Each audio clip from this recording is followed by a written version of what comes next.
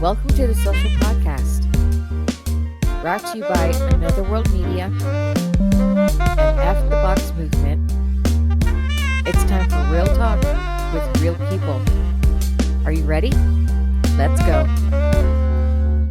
And hello, welcome back to the Social Podcast. I am your host, Mona Cedillo. This is episode number 6. Can you believe that? Number 6. We're at number 6, y'all. I am very pleased and honored to have our next guest.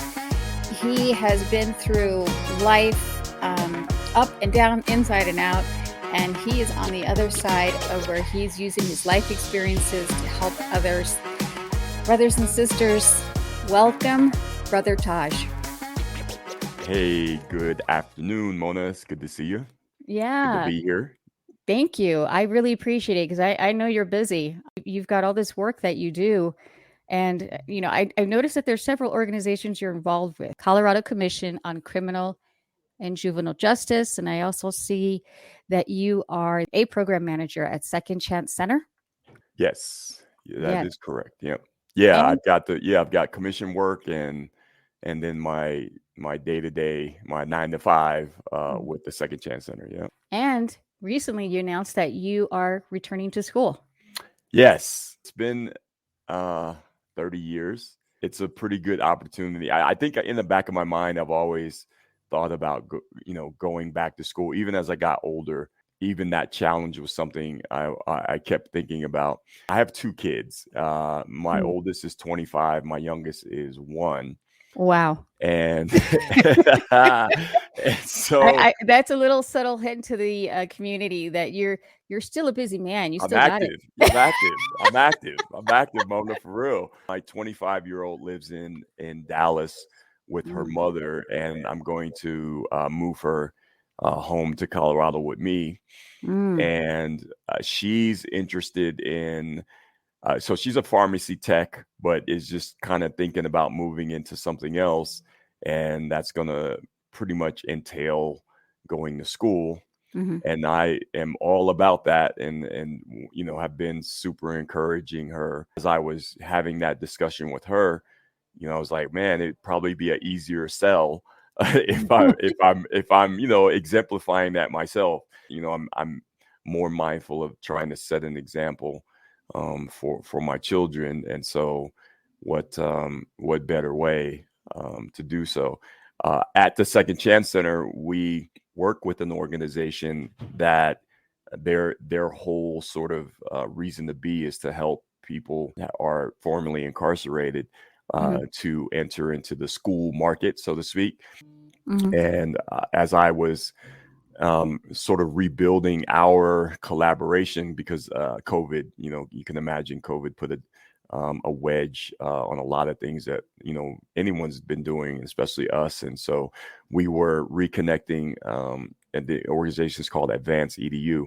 And so we were reconnecting with Advanced EDU. And as I was doing that, and they had new staff members, and so we were all like, let's get back to our collaboration. And then I just made I was like, well, one of the things we do at Second Chance is that's a part of our process is modeling the possibilities for our client partners for them to see people who were returning from incarceration, but really making moves to reclaim their life. It would be one thing for me to encourage a client partner to go to school, but it's another to be able to point out and say, hey, point my people to examples. I have plenty of examples with my colleagues and other partners that we partner with to point to them and say, hey, they are formerly incarcerated, but they're out here grinding. And so just another sort of feather in my cap to be able to say, hey, look, going to school is not impossible. Because I'm doing it myself. 30, I mean, that's a huge gap with regards to subjects that are taught, how they're taught, the information that you're getting. I started when I was on my way to prison, actually. I went to prison in 1989. And at the time, after I was sentenced, I the prison system was extremely overcrowded. Mhm. And so I actually sat in the county jail waiting transfer, and I sat for over a year. Wow. And and even before I went to prison, I was actually transferred to Texas, and so I ended up doing sitting in Texas for several months. But Wow. in that time period, Department of Corrections, they tried to do what they could to sort of provide programs for us to be involved in as we sat and waited. And so one of them was there was a new law that allowed for funding to pay for inmates to go to college. And so they reached out to us and gave us the opportunity. And so I enrolled in courses through Regis University. In that first year, I was sitting in jail, but studying my butt off. Wow. They pulled the Clinton administration pulled the funding for that Wow. program, and so I didn't get a chance because it was a associate's degree program. So Mhm. I didn't get a chance to finish, and then life, and Mhm. I got out of prison, and I had a career in market research, and I raised a family, and so all of those things that sort of preclude actually going to school. And so Mhm. it's a gap, and I do have because I'm just starting, I haven't yet found out if my credits will transfer. Right. But I'm hoping so. I grew up in Maryland and other various parts of the country. My father was in the Air Force, so we moved around a bit as I grew up. But I spent most of my time in Maryland. But I moved to Colorado in 1986, Mhm. and I graduated from Arapahoe High School. Struck out on my own and just lived a really wild lifestyle of a hoodlum, to be quite honest. I robbed someone and stole their car, basically carjacked someone, Mhm. and I got into a high-speed police chase during that, and I wrecked and almost killed myself. And Mm. when I woke up, I was facing 92 years in prison, Oh my and gosh. I signed a plea bargain for 16. Mhm. And so 1989 was the beginning of you know a portion of my life where I went to prison. I served um, 7 years in the Department of Corrections.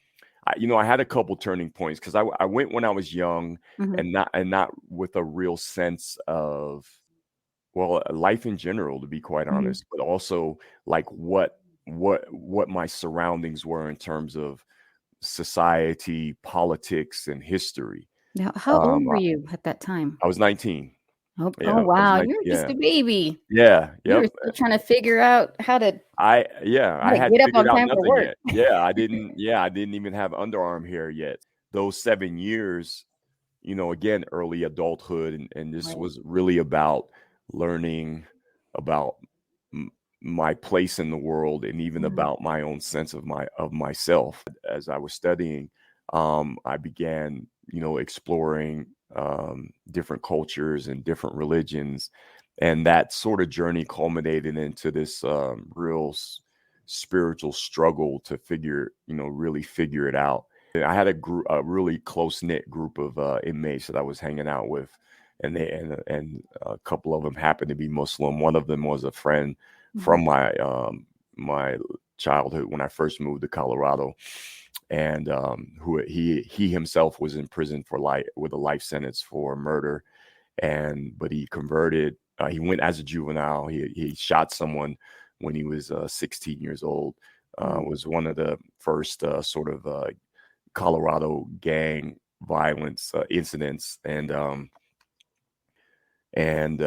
he converted while he was in solitary confinement. It was a transformative uh, thing for him Mhm. and for me to observe it, Mhm. and so I ended up converting to Islam myself. And I was 23. I was 23 when I converted. Mhm. And that began to inform the rest of my presence in prison in terms of how I showed up on a daily basis, and my outlook on life, and then also planning, planning, for life after Mhm. incarceration. So.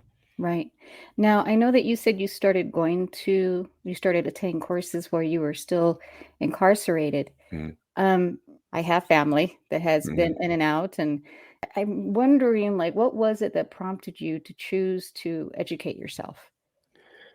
Well, some of it was just how I was as a person anyway. Mhm. I always loved to learn. I'm a vociferous reader, but also I was quite bored sitting. Right. Let's be honest. I was sitting in the county jail, which there's nothing to do in the county jail except play cards, Mm, watch TV, and talk shit and get into fights. This opportunity was to do something different on mhm, top of just the ability to learn, and I flourished. I got straight A's, except in abnormal psychology, and mhm. made the dean's list, and Nice. so yeah, I flourished in doing that, and that in itself kind of opened the door to this idea, I think, where because I had not really had a sense of purpose, and Mhm. so going to school took care of boredom, but it also sort of began opening the door towards this, sort of drive for me to, figure out what my place was in the universe, so to speak. So, What was it that was it just random classes, or was it going towards a specific degree what or certificate? Yeah, so it was actually just for an associate's in general studies, Mhm. but what was interesting was before I got locked up, and I actually enrolled in college. I was trying to figure out what I was going to do with my life. Mhm. I thought I was going to go in the Air Force, kind of in the footsteps of my father, but I had gotten into some juvenile trouble, Mhm. and that in my mind sort of discouraged me from trying to do the armed services. And Mhm. so I went and enrolled in school. And I was going to my major was going to be psychology of business. Mm. So I had Okay. an interest in psychology, and then, of course, business in and of itself. I figured I'd be some sort of entrepreneur. And so the counselor, we went over all these different courses, and she picked that one, and I looked at it, and I thought it was going to be perfect. So when I started college, because I never actually started, I just enrolled and was getting ready to actually get ready to start, and then Mhm. I did something stupid and went to prison. But so when I was in prison, I sort of had a leaning towards psychology, Right. and so I took a lot of the prerequisites for general studies, but then I took specific courses that were, I took like sociology of work, and all these different courses that felt, because I figured once I got an associate's, I would just move towards a graduate degree in psychology. So I know that you are not the only person. I'm a single parent, and I've got two young adults. I've seen young adults, these kids that you pour your life into, you try your best to guide them, to teach them about the world, and then somewhere down the line, they make a not the best choice, or they kind of, they just kind of go off the rails for a second. yeah. And I wanted to ask you, because I know you said your dad was in the military. Hmm. You were aiming to be in the military, and at the same time had just enrolled for school, but yet you made this decision. I'm curious, like, what was the build up to that? Like, do you remember at all, like, where you were when that happened? The key for me, and in terms of my decision making, I didn't have someone sort of in a mentoring position. Mhm. My father was my father, but was never like, we never really, we weren't really connected, and for various reasons. One probably the biggest one, I was adopted. So there's, Mm, when you're raising a kid that's not really yours, that factor doesn't go away, and it shows up in your relationship. And mm, so I was never really connected to my father or my mother, and so they never and then in lieu of them, I never had anyone in a mentoring position who had a connection to me and played any sort of guidance. I remember I had a math teacher who he always amazed me because he would talk to he would talk to us from an idea of high expectations. He would say things like, when you get to college, you're going to do this. And I was always amazed because I was like, wow, he actually expects me to go. I guess I should go. But it was my math teacher. So he and I never really connected. And so I didn't have that. And when I got to the point where it was important that I have one, which was when I turned 18, I just, I didn't have it. And I was just really kind of out there winging it in terms of making decisions for my life. And that then included filling my time and in places and doing things that ultimately led to criminality. Caught a robbery case. I mugged somebody and stole their wallet. And because that's what we knew how to do to get money. I wasn't working. And so I had turned 18, and my parents had always set up the idea that when you're 18, you're out of the house, which meant I had to figure out life on my own. And part of it was, well, I need to get some money. And well, the best way to get some money, I know how, because again, I grew up in Maryland and I'd spent time in Newark, New Jersey, and all I was around was hoodlums and thugs and hustlers. And so for me, it was like, okay, I'm about to turn 18 and I'm going to be on my own. I don't even know where I'm going to live, but let me go get some money real quick. And that led to getting arrested and being in a juvenile hall. And that happened a week before I turned 18.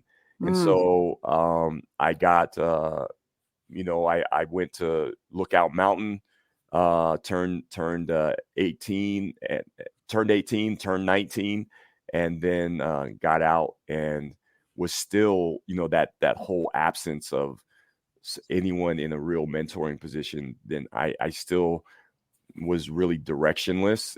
By then I was a gang member. And so I hung around gang members and we did gang member activity and including robbing people, which is the thing that, ultimately led me to prison.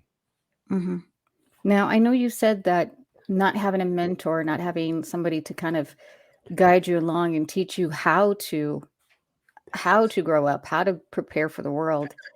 Would you also say that a part of it was you felt like there was a loss of identity? Yeah, a lack of identity. It's not a loss, but I never had one, to be quite honest.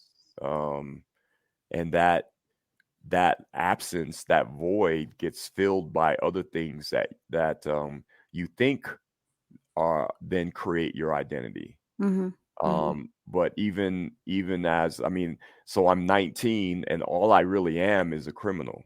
Even then, I'm not really somebody. If someone asked you who I was, they'd be hard pressed to, really answer that, except maybe in context of some of the crazy stuff that I did. Right.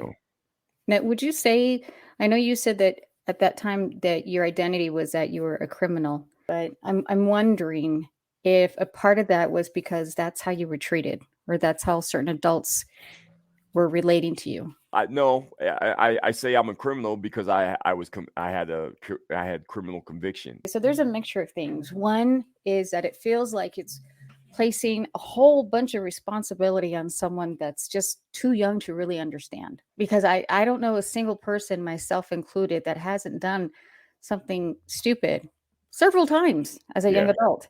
The length of the time given doesn't match the level of understanding and development. Correct. The problem then is people who are in charge of doing those things have little to no regard for that reality.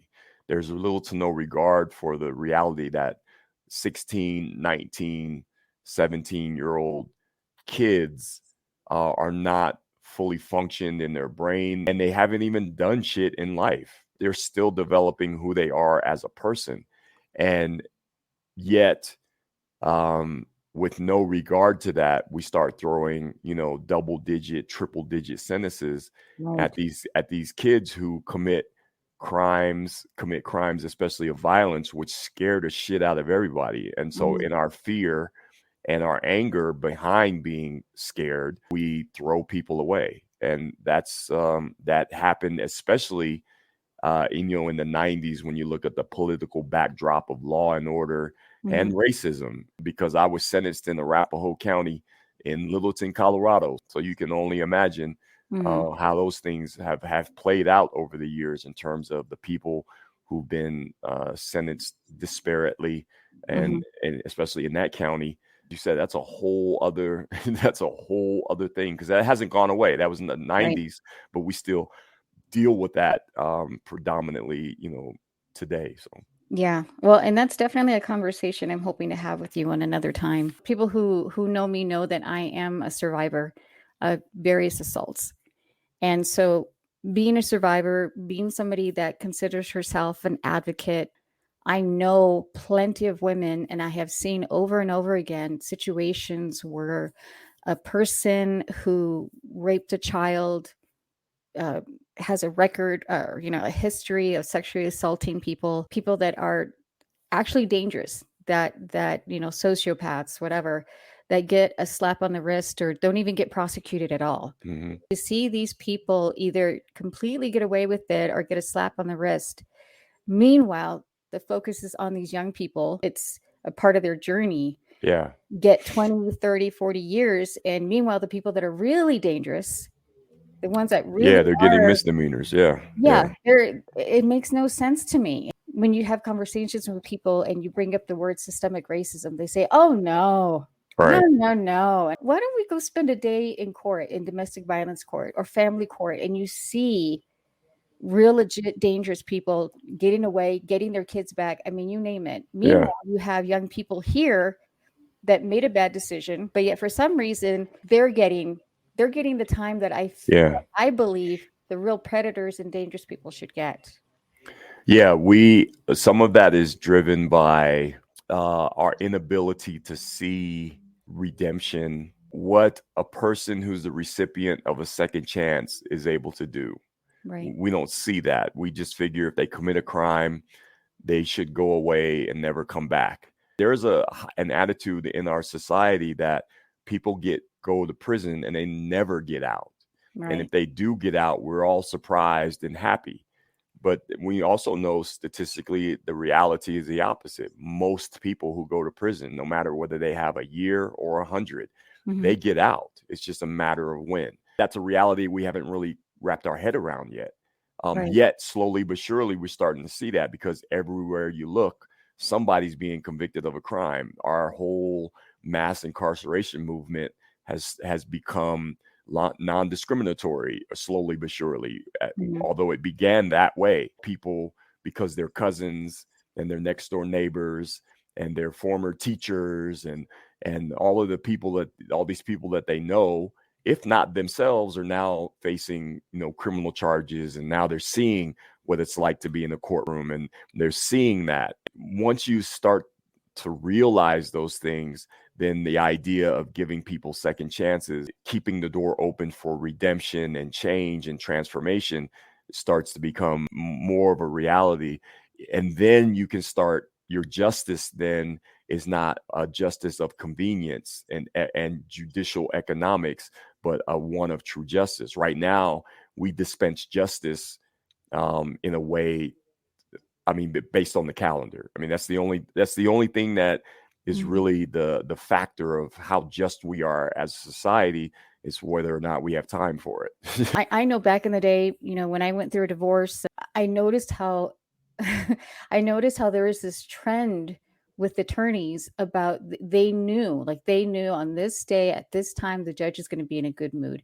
Don't schedule on Monday because they hate the world on Monday. And I've also noticed how, depending on the judge, it's what it comes down to. I mean, that's my own take. Is there is no that's justice.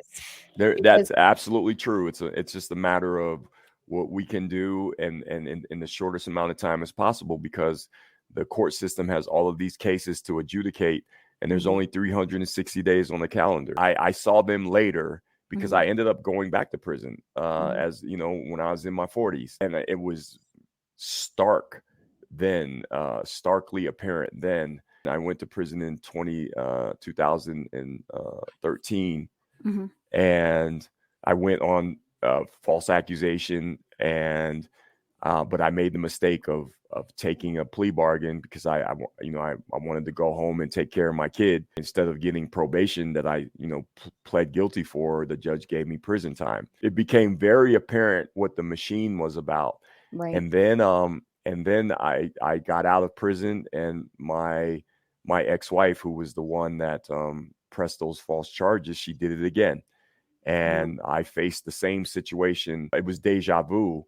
But the one big difference was I was not going to sign a plea bargain. Right. I was not going to waive my rights to make anything expedient, because there's a whole process. They want you to waive hearings and all of these things because again, they need to get everything on the calendar, and so they coerce you and they bargain and they negotiate to make things easier. And this time, and I had been subject to that when I first went to prison and the second time. But this time I wasn't going to make it easy. If we're going to pursue justice for what justice is, and that's what we're going to do, and it doesn't matter how long it takes.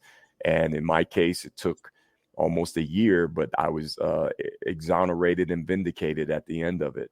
And it just demonstrated, what the system was, and what it's set up to do, how you can overcome it and triumph over a system that's not really about justice. Yeah. And there's so many stories that I hear from the community. There's movies about them. There's TV shows about this. I honestly would like to have a separate conversation about this, is the whole facade of a plea bargain. Yeah. Just putting that pressure, putting that heat, and then throwing it out there that, what, if you just do this, then we can do this. And how that baits so many, especially young people, especially people who don't know their rights, who don't know the system. Yeah. They bite. They say, okay, I'll plead. And then next, it's like, well, you just said you were guilty. So now you're going to get locked up. Now you're going to, I mean, the plea bargain is the one tool that is the most insidious that we use in a system of so-called justice. Yeah, it's very deceitful. Yeah, it's the antithesis of justice, because the plea bargain generally entails having someone plead guilty to a crime that they didn't commit, a whole other charge that wasn't even considered when they were arrested. Right. And oftentimes those charges, like in my case, I pled guilty to a charge, like, yeah, we'll just make up a charge, because we know you're not guilty of what we charged you with, and we'll just come up with something else. And that's what happened. I was arrested solely for what I had been accused of, and the charge I pled guilty to was a conspiracy charge, which by definition means that it was more than one person who had conspired to do A, B, and C. And I was like, wow, you guys really made up a charge, because it had nothing to do with anything. That is, as you said, that is what tool is the most prolific and insidious tool that we use to pretend that we're dispensing justice. As a community member and as a parent, it is seriously concerning that there are people who have this authority that are doing this, and they can go to sleep at night. Well, the thing is, they don't know that, and that's what makes them sleep at night. That ignorance is bliss, to be quite honest. Do you think that's a conscious decision, or? Well, it could be, it could be, and that's a good question. I don't know.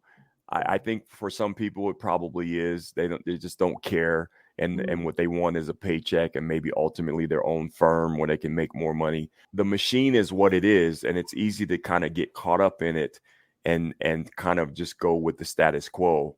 And not too many people, because even there was a point that for myself, I had to like be really clear with myself that I was going to stand up and fight. I had to really be courageous enough to say, I'm not gonna go along this time.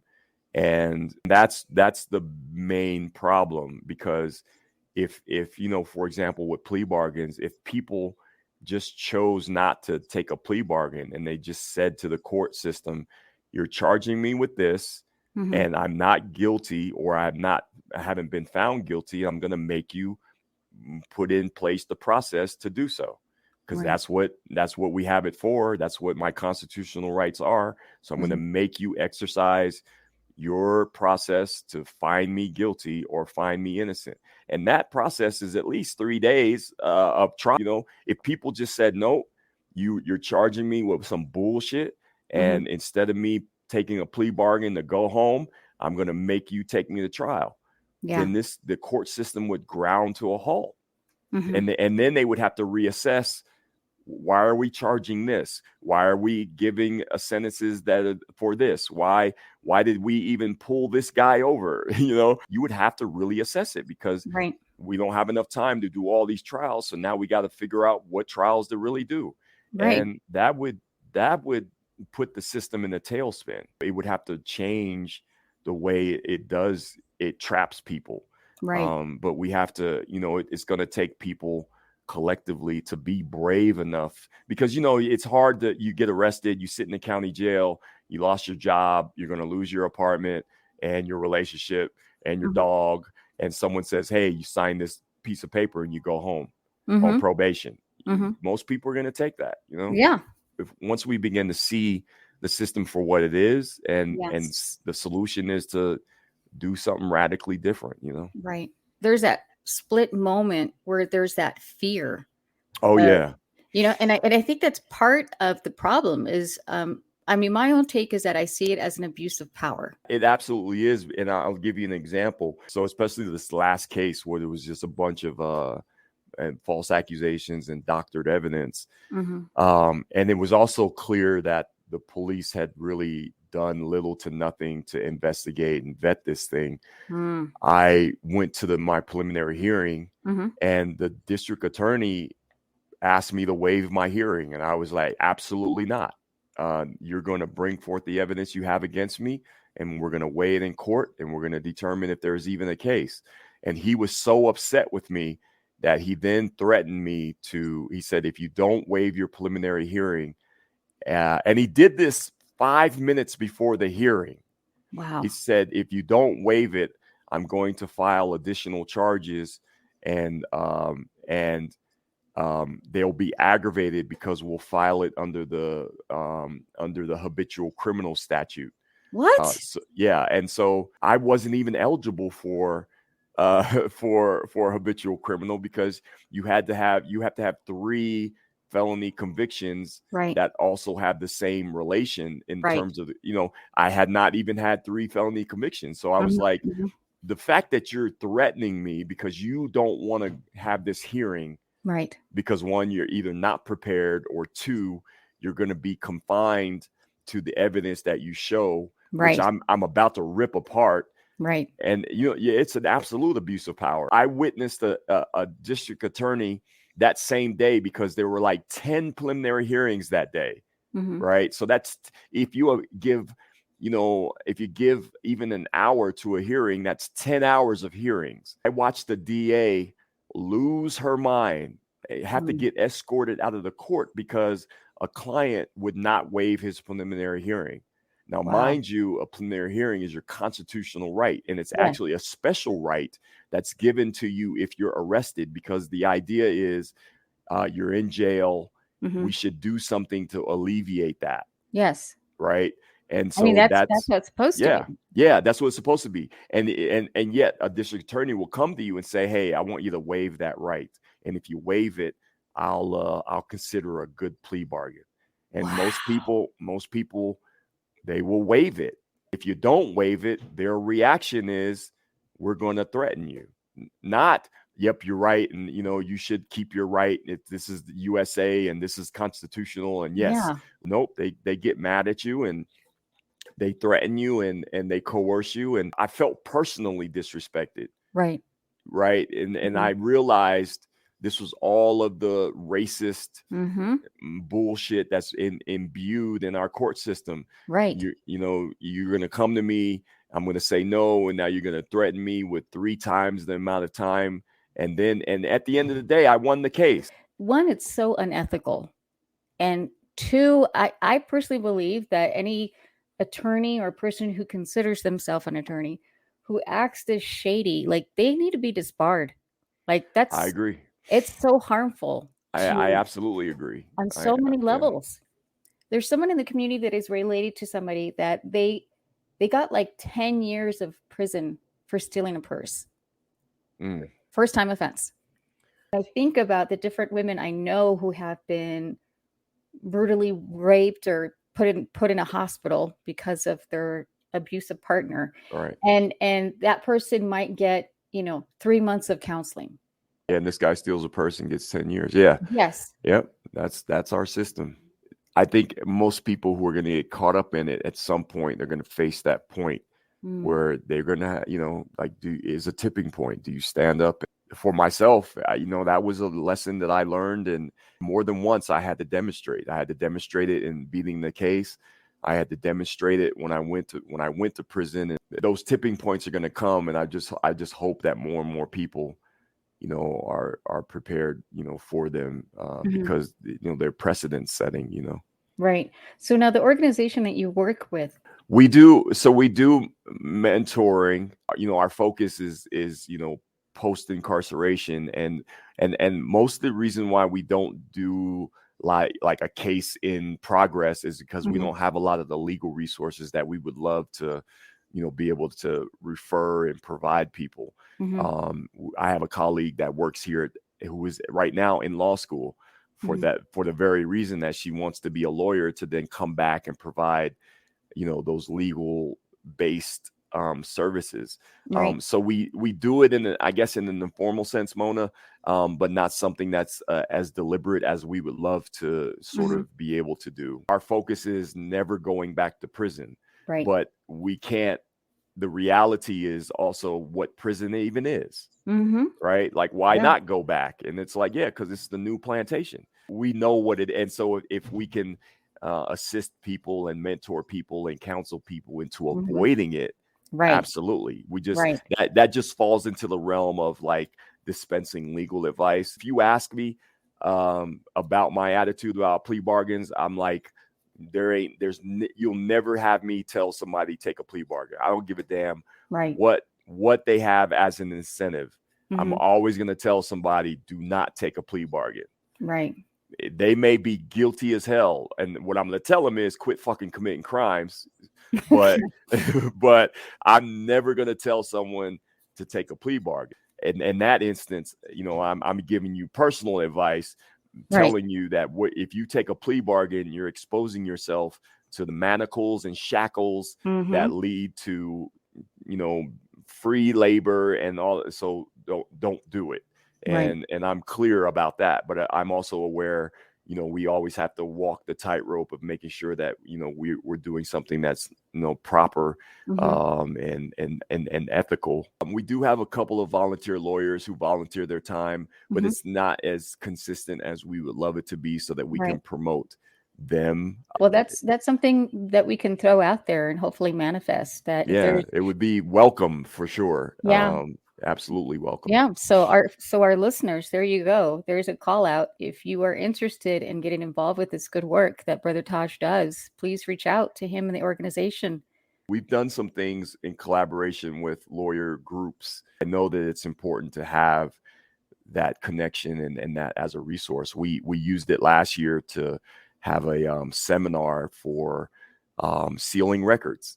People, and we served about 100 people who came in and got the paperwork done and pushed forward. And one person is now one person came in who I knew personally, and I was surprised that they had records that they needed to seal, but that person was able to get their records sealed, and now they're running for Congress because, again, it can create. We may have a legislator who is going to, who has inside viewpoint and perspective on these things, has been part of the process, which is important. Yeah.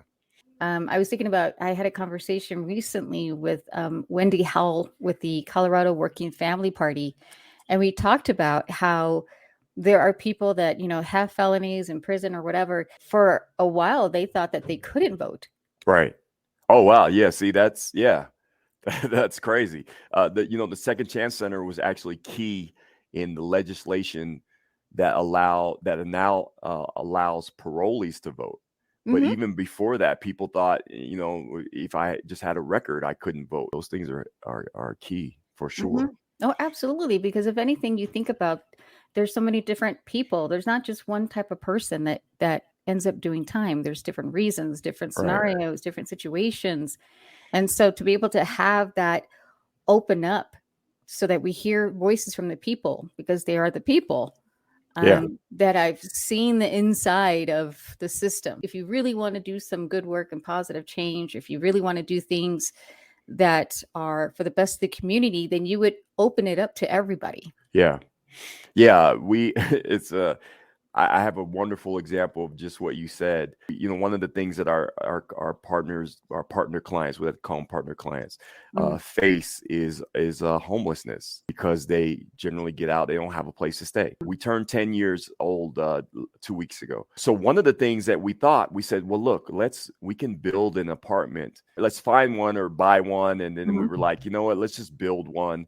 And we will an apartment building and put a bunch of units in it, and then provide housing for people who are getting out of prison. That's brilliant. Of course, the first thing is, it's an absolute brilliant idea, except it scares the shit out of people. And so when we broached the city with it, they were like, hell no. And, in terms of funding and things like that. Right. Not to mention it was a bunch of convicts, ex-convicts who came up with this idea. We shifted strategies, and I say we, but this is really the brainchild of our founder, Hassan Latif. But he shifted strategies and said, look, clearly we're going to scare people off if we say that this is for formerly incarcerated. But ultimately, we're facing the idea of homelessness. So let's just use this to attack homelessness as a project. And if we pull it off, then we'll do it again. But that next one will be we won't mince the words, Right. And so we got with the Colorado Coalition for Homelessness, asked them to be sort of the conduit for filling our units. We wanted to identify people who were chronically homeless. They didn't necessarily have to be formerly incarcerated. We didn't care. We just wanted to open this thing up. And we dug a hole in the ground and built a 50-unit apartment. And I drive by it often, and oftentimes I see children, running outside and with their moms and oftentimes with their fathers. And I'm like, if not for a bunch of ex-convicts who had a crazy idea and didn't Right. say, didn't take no for an answer, then these kids would be sleeping at bus stops. And so this is the power of, as you said, when you open things up for people to participate and you allow for a bunch of people who did prison time to come up with a solution for homelessness in the midst of a whole bunch of people talking about it, but not doing a damn thing. Yeah. And we were like, we weren't those people. We in prison, we made, tattoo guns out of radio parts, so we, that's, we took no for an answer. And as a consequence, people have homes. Right. And so imagine when you do open the door open for people to participate, to bring in their ideas and even their expertise, Right. to participate. You'd never know what solutions they're going to be able to pull out of the hat for everyone to be able to take advantage of, Yeah, exactly. You made a comment about, it kind of reminded me about the conversation people have with the term cancel culture. Yeah. And you have people saying, oh, I don't believe in that. I don't support that. I think it's horrible. But yet these are the very same people that are not comfortable with seen unhoused. I think how hypocritical that sounds, Yeah. that you're claiming that you don't like cancel culture, but I think it's only with regards to themselves. Right. Because they constantly 24/7 cancel other cultures. Yeah. that are not who they think, who fit in their box. Right. Like I said, I have friends, I have family that have been in jail, been in prison. These are the very people, they get canceled. Yeah. Once you have a felon, once you have a record, Oh, yeah. that Yeah. really narrows down your ability for a certain job, your Yeah. qualification for Yeah. a certain job. We have convenient activism. Yes. Oh my It's gosh. it Yes. all it takes is a couple comments and now you're an activist, so a click of a button and Right. now I you signed a now petition, so I'm an yeah, I activist. signed a petition. I I went to gave this to that rally on GoFund. Saturday, Yeah. so I'm an activist. Yeah. I wanted to talk about how you were saying that some people are scared and hesitant to have ex-convicts in their communities. I grew up in the barrio in Orange County in California. My cousins, my uncles, my aunts were gang members. I grew up with that. I know I've seen people get nervous. I feel safe because it's familiar to me, right? Yeah.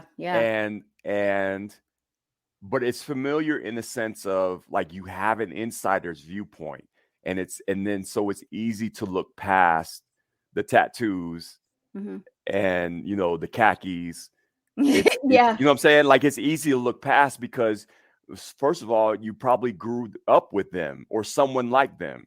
And Right. that they wear that shit, but that's not who they are as a person. Right. Right. Right. Their struggle. And Mhm. that as much as hard as they, might come across in terms of projection, them because that's your cousin, Mhm. that's your classmate, Mhm. these are dudes that I grew up with. I grew up in prison. So Yeah. when I see somebody that I know is an ex-con, I'm real comfortable because we already got a bond because Right. of commonality. But it goes a little bit further for me because I always feel the need to create an expectation that counters what the society is. That's just how I roll. I'm like, Yeah. oh, that's what everyone thinks. I'm going the opposite direction. Oh, you guys are going left on I'm gonna Colorado. go right. I'm gonna go right. Like Yep. just because I've always had that nature because I'm like most of you guys are stupid, right? And so if I go and I learned this, interestingly enough as a gang member. There were things that I did not do Mhm. simply because I saw my fellow homies doing that shit. And I was Mhm. like, but you're an idiot. I was like, yeah, I could go with you guys, but this is your idea Yeah. and you are stupid.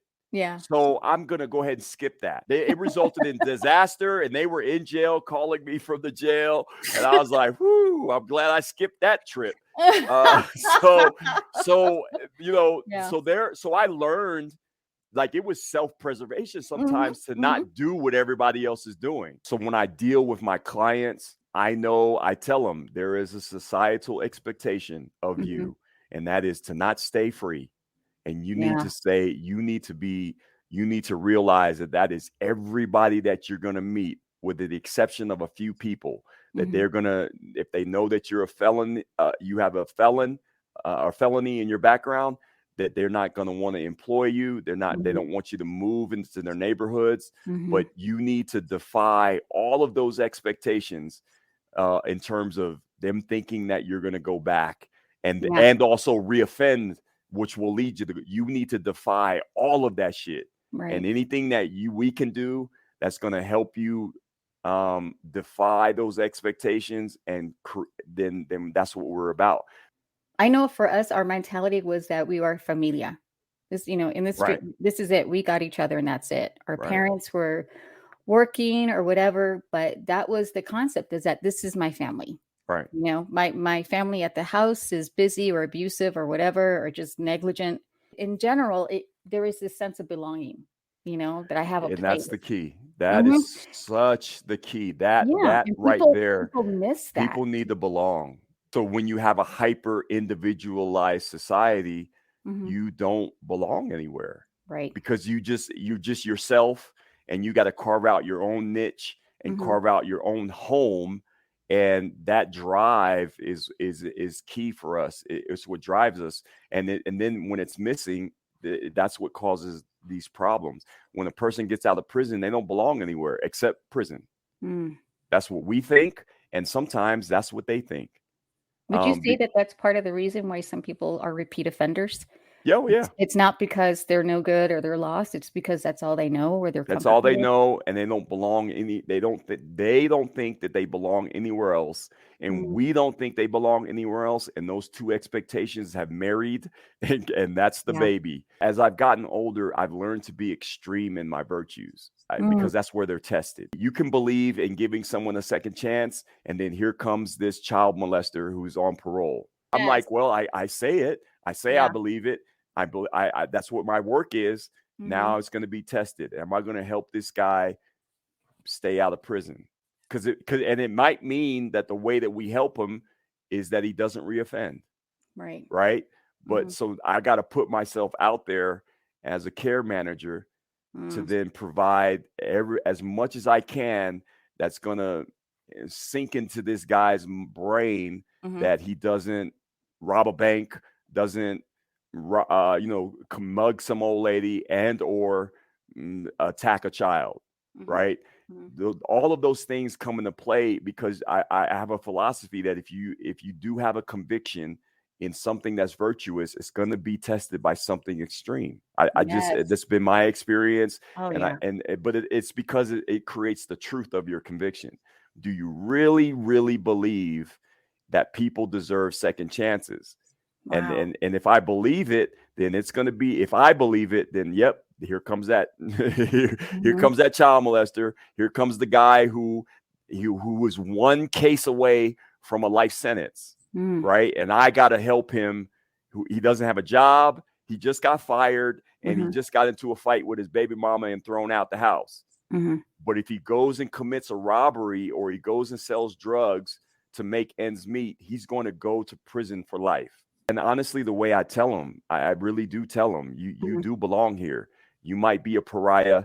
No one appreciates what you did. No one thinks that what you did was cool. And you're the bottom rung, in terms of our society, but you still belong. My mission is never going back. It's 3 simple words. I got the initials tattooed on my arm. You can't go back. And that's what I try to indoctrinate people with. But then your only issue is memory. Right. Yeah. Now, and even if that's your issue, well, let's do the things to address the memory. Let's write down that formula. Let's create a cheat sheet. Let's when you're over here doing quadratic equations, here's this formula here. Don't do that. Don't throw that big word out right now. Look, because you know it. You know it. That's why you know it. That I had an English professor who was just nonsense. And so she gave me my worst grades. And hers were like, I need you to tear that essay up and write it over. And I'm like, what the fuck are you like? I put a lot of thought into this essay. I picked the perfect subject. I wrote the perfect thesis. And I would be like, but what? You don't have a choice but to accept my assignment. I followed the steps. You're out of line telling me to do it over. This is perfect already. And she would just be like, yo, you know what? For me, it's humbling because again, I have to like I'm doing it to provide an example, which means I got to get out of my ego. We underestimate how powerful that is for our kids to see. Right. I know that I for a long time, I didn't want my kid, and I raised stepkids too. So I have a daughter, but I have adult stepchildren that I raised. And I did not want them to see that human side. Once they see the human side, it has a really big impact. I didn't learn it until I got shot. Being teachable is important. Like you're never going to be at a place in your life where you know everything. So I sit on the State Commission for Criminal and Juvenile Justice, but I also sit on the City Commission for Crime Prevention and Control in Denver. I'm working on the Senate's Reform Task Force. We've opened up an office in Denver because our headquarters is in Aurora, but we have a Denver office, and we're going to see if we can do something to, stop the flow of people into jail. We are trying to find alternatives to incarceration, including the halfway house. Because on the city level, Denver runs halfway houses, and we divested them from using CoreCivic.